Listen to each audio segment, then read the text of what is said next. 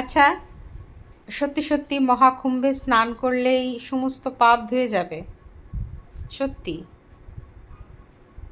মহামহিম ভীষ্ম স্বয়ং গঙ্গার পুত্র ছিলেন, তবু তবু তিনি যা করেছিলেন তার কৃতকর্মের ফলস্বরূপ তাকে শরশয্যায় শুতে হয়েছিল, তাই না? তো আমরা অতি সামান্য তুচ্ছ মানুষ সারা জীবন পাপ করে, তাবড় তাবড় বড় বড় লোকেরা পাপ টাপ করে গঙ্গায় স্নান করলেই পাপ ধুয়ে যাবে, বা ত্রিবেণী সঙ্গমে গিয়ে স্নান করলেই পাপ ধুয়ে যাবে? আমি আরেকটা সহজ উপায় বলতে পারি। সেটা হচ্ছে, গঙ্গায় স্নান করলে যদি পাপ ধুয়ে যায়, নর্মদাকে শুধুমাত্র দর্শন করলেই পাপ ধুয়ে যায়। যান, তাহলে নর্মদাকে শুধু দর্শন করে চলে আসুন, স্নানও করতে হবে না।